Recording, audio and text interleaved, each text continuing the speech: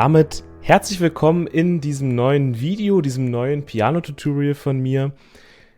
Herzlich willkommen, mein Name ist Florian, aka Zyrael von cyraelpiano.de und ich möchte euch heute mal in diesem Tutorial zeigen, wie ihr eine wunderschöne Klaviermelodie, nämlich diese hier, ganz einfach auf dem Klavier spielen könnt.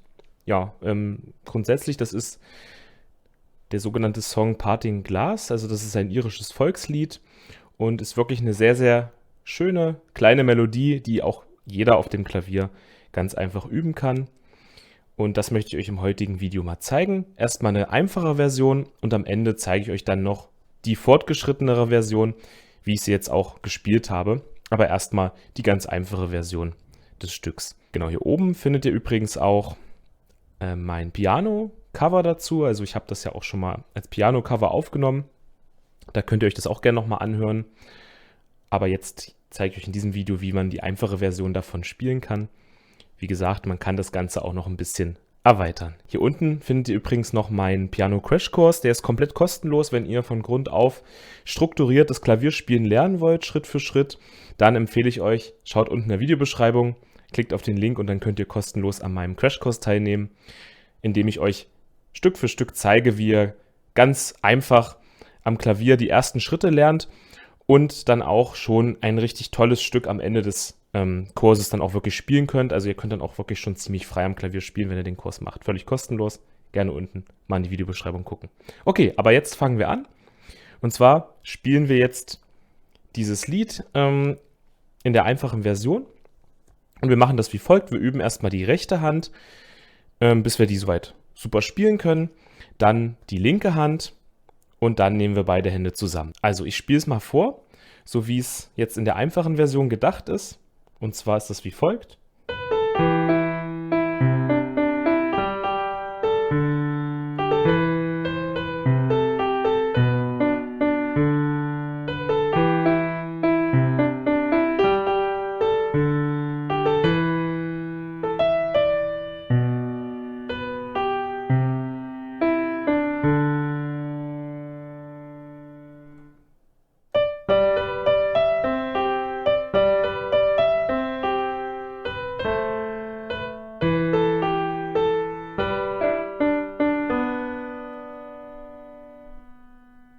Bis dahin. Das ist die einfache Version mal komplett vorgespielt. Das Ganze wiederholt sich dann immer und immer wieder und dann kann man am Ende auf dem Ton E landen, zeige ich dann aber noch. Also jetzt hast du gesehen, wir spielen also auf der linken Hand erstmal immer nur den Grundton mit und die rechte Hand spielt die Melodie. Okay, dann üben wir jetzt als erstes die rechte Hand und das würde ich wieder in kleinere Unterabschnitte unterteilen und zwar 6 Stück. Am besten ist es also, jeden Unterabschnitt Stück für Stück einfach zu üben. Wir fangen an, hier auf dem H und spielen folgenden Abschnitt.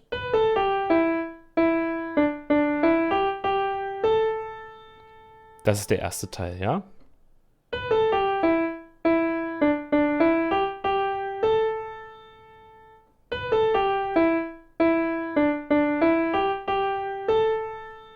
Bis dahin erstmal.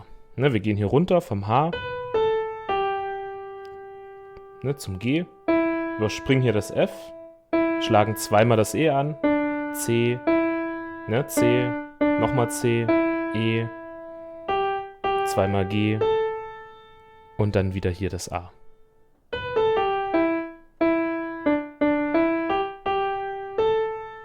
Ich würde dir empfehlen, das auch von der Fingerhaltung so zu machen wie ich hier, also dass der Ringfinger hier auf dem E startet und dann dass wir also einmal hier runter gehen, ja, dass wir auf dem Daumen hier sind und dann hier springen, Das ist jetzt gar nicht so einfach, hier muss man also rüberspringen und dann geht man hier wieder hoch, Also in dem Moment, wo wir mit dem Daumen hier landen, das erste Mal, ja, sind wir also, geht der Zeigefinger hier schon rüber. Und dann gehen wir wieder hier hoch, ja?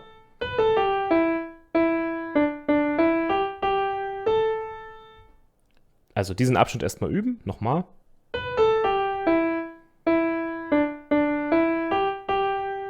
Auch auf den Rhythmus achten, wie ich das spiele, also ganz genau hinhören, ja? Und das hier am besten üben, ja. Ne? Kann man auch so mal üben, diesen Übergang. Warum mache ich das? Übrigens, warum habe ich die Fingerhaltung so und nicht so? Also warum mache ich überhaupt diesen Sprung? Weil wir auch nach rechts hier nach oben müssen. Und so geht es dann ein bisschen einfacher, wenn wir uns also hier leichter nach oben bewegen, weil wir schon hier oben sind. Ne? Weil wir hier oben bleiben. Ne? Jetzt geht's weiter. Na, jetzt siehst du, ne, da ich den kleinen Finger hier habe, deswegen bin ich so, kann ich hier das C spielen. Ja, nochmal.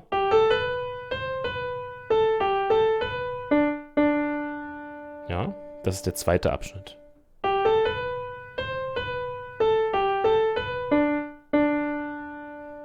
Also, wir starten diesmal hier nicht auf dem H, sondern jetzt im zweiten Abschnitt hier auf dem G. Gehen hier hoch bis zum C.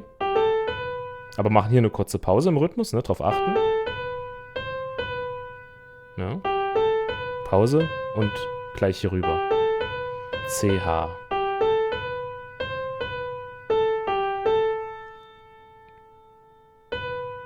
H und jetzt gehen wir hier runter. Ja, also hier muss dann wieder in dem Moment... Ja, warte.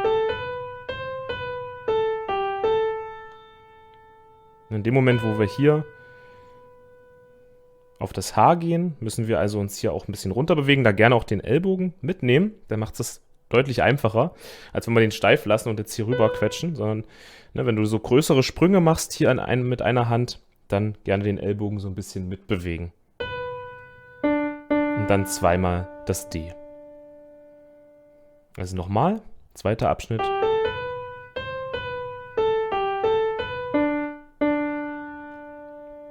Bis dahin.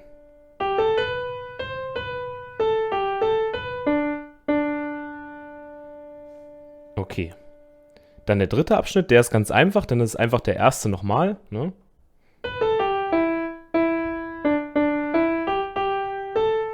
Sage ich jetzt nichts weiter dazu, wiederholt sich einfach nochmal. Ne?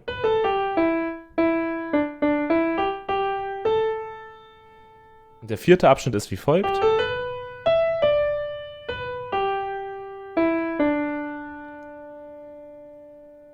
Bisschen kniffliger, ne? Wir gehen jetzt hier von hier oben nach da unten. Aber an sich alles machbar, ne? Wir gehen hier hoch, das ist genauso wie der zweite war, ja. Da sind wir dann hier zum C gegangen. Aber jetzt gehen wir hier hoch zum E. Ja.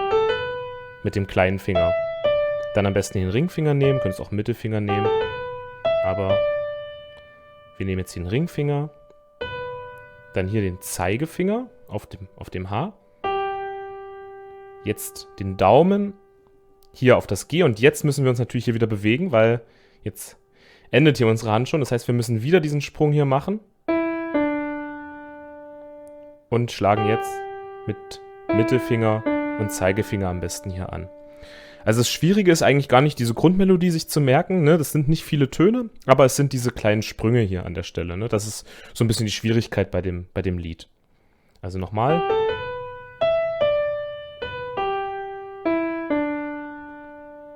So.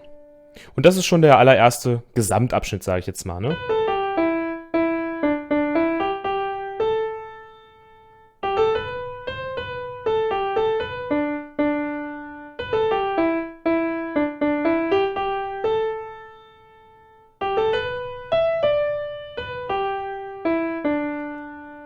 Das kann man bis dahin erstmal, diese 4 Unterabschnitte kann man also erstmal in Ruhe üben, bis man die soweit kann. Und dann geht es hier oben weiter.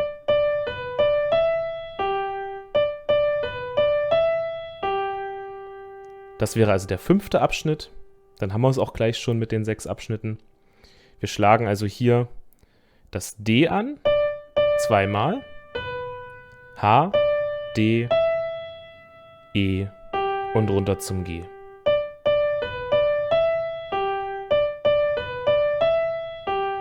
Alternativ könnte man es von der Fingerhaltung her auch so machen.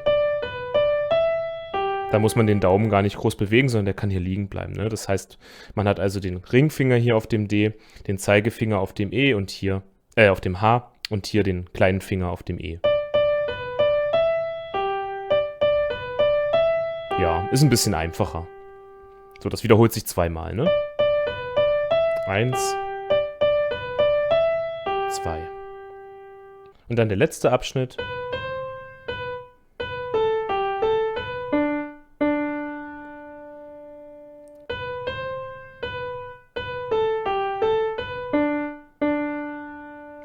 So, und das ist dann der 6. und letzte Abschnitt und dann geht's einfach wieder von vorne los.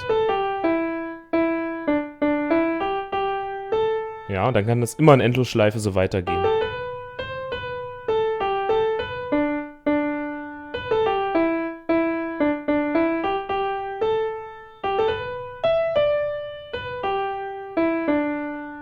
Und dann wieder hier oben, ja.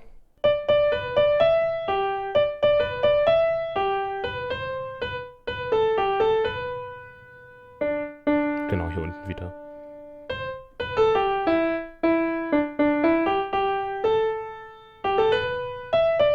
Und jetzt, wenn wir enden wollen, also irgendwann wollen wir das zu Ende bringen, wir wollen ja nicht ewig in Endlosschleife weiterspielen, ne, dann schlagen wir also zweimal das E an, statt hier auf das D runter zu gehen. Ne, das ist der einzige Unterschied. Wenn du dann irgendwann zum Ende kommen willst, dann schlägst du hier zweimal an dieser Stelle das E an. Ne? So, genau, so viel also erstmal zur Grundmelodie, zur rechten Hand. Reicht auch erstmal, ne? Jetzt erstmal die rechte Hand in Ruhe üben, das erstmal üben. Dann geht es weiter auf der linken Hand. Ich zeige dir erstmal, welche Töne wir auf der linken Hand überhaupt spielen. Aber logischerweise, ja, wenn wir also hier letztendlich auf das E kommen, dann spielt auch die linke Hand das E mit. Ne? Die linke Hand spielt immer den Grundton mit, begleitet mit dem Grundton. Und da merken wir uns jetzt einfach mal die Abfolge. Also die linke Hand spielt hier unten. Wir legen es auch am besten genauso, wie ich es jetzt hier schon habe. Wir haben hier einmal das E, das C, das G, das D und das H. Entweder hier unten oder hier oben. Das ist eigentlich egal. Ja, man kann es am besten, also jetzt für die Übung spielen wir es mal hier unten, aber man kann es auch mal hier oben spielen. Solange man sich nicht mit der rechten Hand hier verhaspelt damit, ja, dass die sich irgendwie überlappen, kann man es auch hier oben spielen. Das ist eigentlich egal. Ist ja derselbe Ton, nur eine andere Oktave. Und jetzt haben wir auch wieder natürlich entsprechend mit der rechten Hand 6 Abschnitte, die wir spielen. Und das sind folgende. Abschnitt 1, E, C, G, D.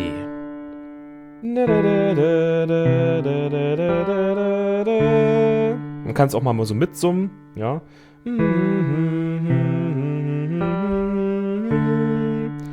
Um gleich zu testen, ob man es hier auch richtig spielt in der linken Hand. Also E, C, G, D. Auch in diesem Rhythmus. 1, 2, 3, 4.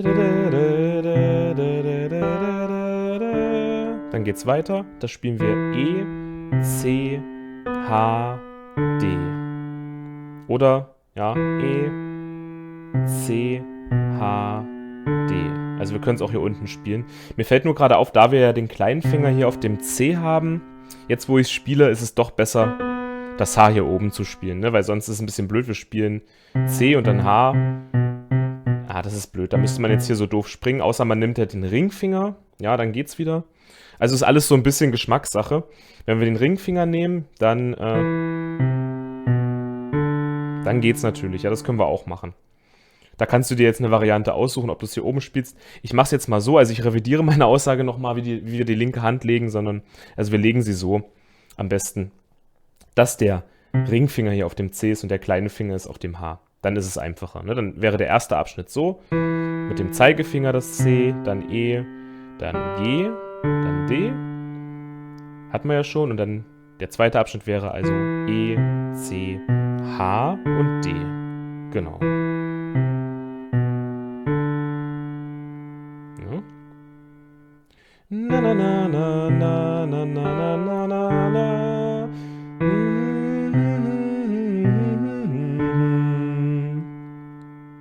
Dann kommt der dritte Abschnitt. Übrigens, in diesen ersten 4 Abschnitten, wir fangen immer mit E an. Das kann man sich gut merken. Ne? Dritter Abschnitt, E, C, G, D. Ist ja genau die Wiederholung, ne, vom ersten Abschnitt. So hat man es ja auf der rechten Hand auch schon. Genau dasselbe wiederholt sich also nochmal. Und dann der vierte Abschnitt. E, H, C, D.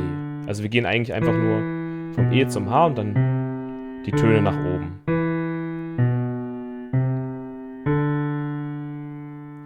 Dann kommt der fünfte Abschnitt, jetzt ändert sich ein bisschen was. Jetzt wechseln wir immer zwischen G und C. Wir spielen G, C, G, C.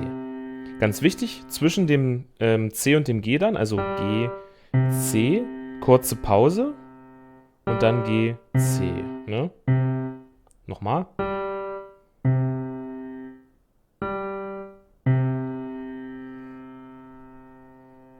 Denke ich nicht allzu schwer, einfach G, C, G, C. Und dann der letzte Abschnitt ist dann, da müssen wir hier eins hochgehen mit dem Daumen. A, E, G, H. Ja. Das wäre dann mit der Melodie folgendes. Genau hier. Dann G auf der linken Hand. Und H. Also A, E, G, H. Und das ist dann schon alles, was die linke Hand hier spielt. Wir spielen immer nur diese 5 Töne, sind es ja, E, C, G, D und H, in verschiedenen Kombinationen natürlich. Ich spiele nochmal alles vor, also Abschnitt 1, Abschnitt 2, so, ja, H, auf die Fingerhaltung achten, Abschnitt 3 und Abschnitt 4. Dann kommt der 5. Abschnitt, jetzt wechselt es von G auf C. Und dann A, E, G, H, der 5. Abschnitt, der 6. an der Stelle. Das macht also die linke Hand, das spielt die linke Hand. Auch hier wieder erstmal üben, einprägen, die Töne, die die linke Hand mitspielt, trainieren. Rechte Hand, wie gesagt, trainieren, wenn du nicht schon die rechte Hand perfekt jetzt spielen kannst. Und erst jetzt nehmen wir beide Hände zusammen und spielen beide Hände zusammen. Ich werde das jetzt nicht nochmal im Detail erklären, wann jetzt welche Hand wie spielt. Du schaust es dir einfach an, ich spiele es langsam vor und dann kannst du es ja ganz, ganz langsam nachspielen. Also rechte Hand fängt hier auf dem H an, linke Hand beginnt mit E.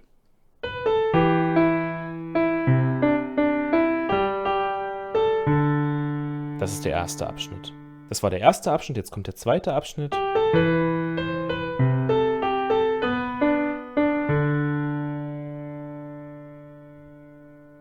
Dann wiederholt sich wieder der erste Abschnitt.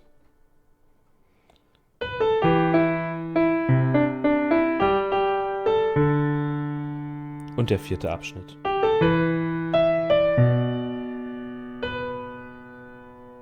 Hier runter, ja, C und G.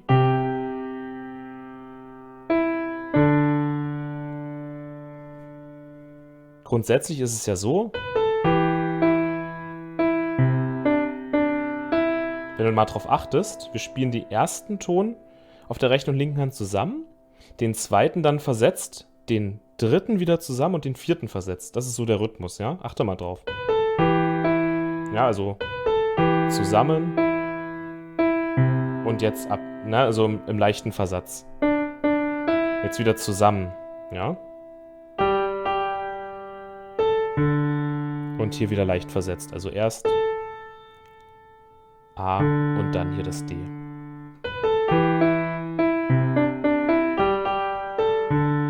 Und das zieht sich dann auch durch die anderen Abschnitte.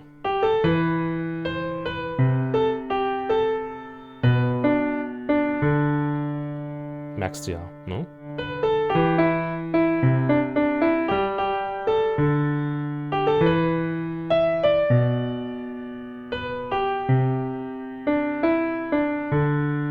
Hier am Ende ist es immer versetzt. Jetzt springen wir nach hier oben.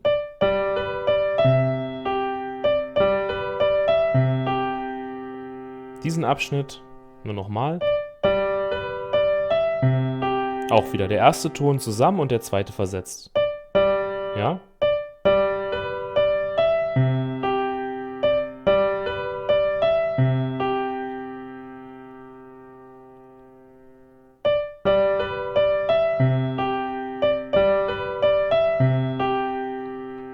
dann kommt der letzte Abschnitt.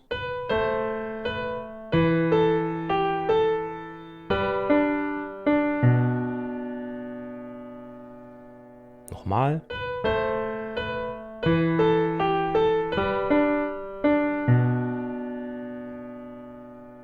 Und dann geht es wieder von vorne los.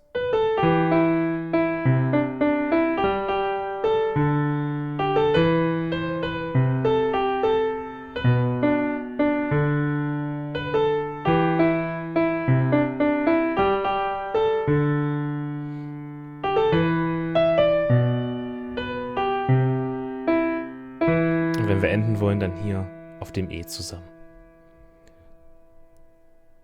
Und das ist schon die ganze Melodie. Sehr, sehr schön, wie ich finde. Richtig tolle kleine Melodie und ich denke, wenn man sich das in Ruhe anguckt, dann kann das jeder lernen, auf jeden Fall. Wichtig ist wirklich, rechte Hand erstmal in Ruhe spielen, linke Hand und dann ganz, ganz langsam beide Hände zusammennehmen und es so spielen, wie ich es gemacht habe. Schaut euch das einfach nochmal in Ruhe an, spult nochmal zurück. Und jetzt kann man am Ende noch natürlich das Haltepedal mit dazu nehmen. Und das Haltepedal würde ich immer wechseln. Also würde ich immer kurz vom Haltepedal runtergehen und dann wieder drauf sofort, ne, damit der Ton schön gehalten wird und auch nicht zu sehr verschwimmt.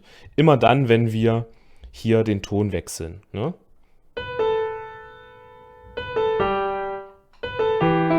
Jetzt. Ja. Jetzt zum Beispiel. Hier. Ne? Immer wenn ich hier auf der linken Hand den Ton wechsle. Und dann hörst du ja schon, klingt das gleich ganz anders, ja? Wenn man es mit Haltepedal spielt.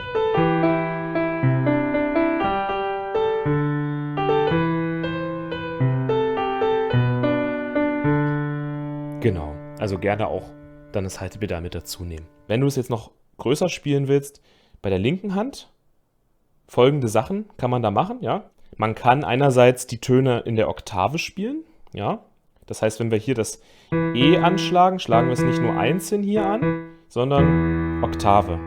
Demzufolge müssen wir natürlich auch unseren Griff hier ein bisschen verändern, ne? Das heißt, wir spielen dann nicht so, sondern so, ne? Das geht natürlich auch.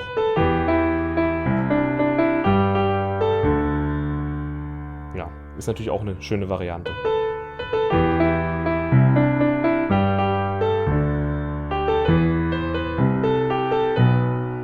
Ja, da kann man hier unten oder hier oben, kann man sich aussuchen. Hier oben ist es an der Stelle ein bisschen, hier ist schon sehr tief, hier ist ein bisschen schöner.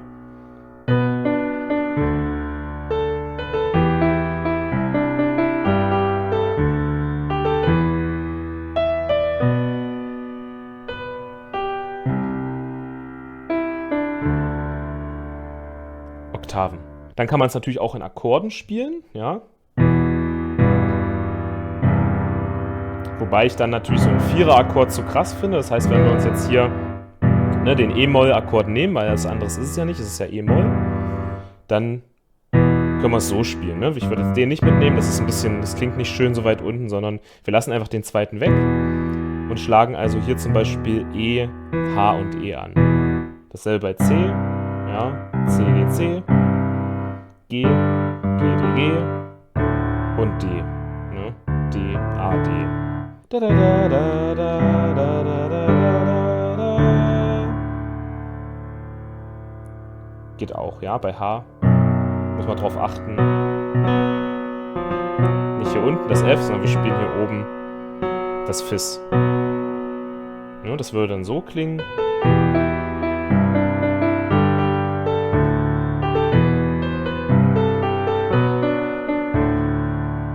Auch nicht schlecht. Also gerne erstmal in der Oktave üben oder in diesem Dreiklangakord hier, ja. Und wenn das soweit klappt, dann kannst du die Version spielen, die ich persönlich am schönsten finde. Und zwar, dass wir das jetzt nicht gleichzeitig anschlagen, sondern nacheinander. So, ja. Und das ist die Version, die ich auch auf meinem Piano-Cover habe, ja. Und das ist die Version, die ich auch in meinem Piano-Cover gespielt habe übrigens.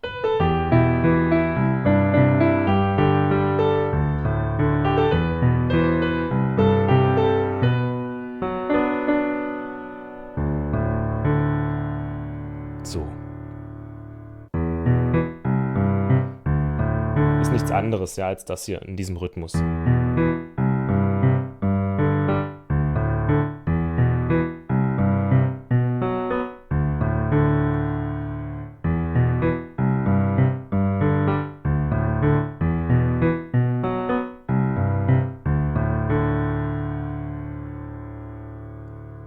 Ne, das sind die ersten 4 Abschnitte und dann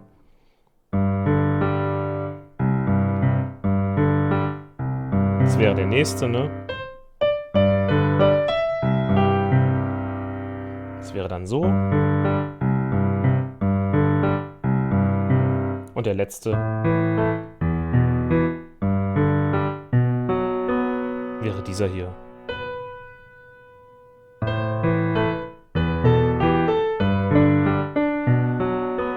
Mehr ist es nicht. Einfach die Akkorde nacheinander, die Töne, ne?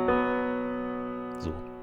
Das jetzt aber wirklich noch die wirklich fortgeschrittene Variante des Stücks. Wenn du da Bock hast, wenn ihr da Bock habt, dann gerne auch diese Version üben. Das klingt natürlich am allerschönsten. Aber baut es Stück für Stück auf. Erstmal in Ruhe rechte Hand üben, linke Hand üben, beide Hände zusammen üben in der einfachen Version und dann gerne auf der linken Hand ein bisschen spielen, auch die fortgeschrittenere Version mal ausprobieren. Ja, und das ist es schon. Ich hoffe, dieses doch recht lange Tutorial hat dir gefallen, hat euch gefallen und würde mich sehr freuen, wenn ihr dann auch diese schöne Klaviermelodie hier auf dem Piano spielen könnt. Und wie ihr seht, also wenn man das genügend übt und sich das in Ruhe anschaut, dann finde ich, kann jeder, der auch Anfänger ist, noch so eine Melodie auf dem Klavier spielen. Denn es ist schöner, auch mal so eine Melodie zu üben, als immer nur die trockene Musiktheorie, sage ich jetzt mal, und einfach so eine trockenen Übungen.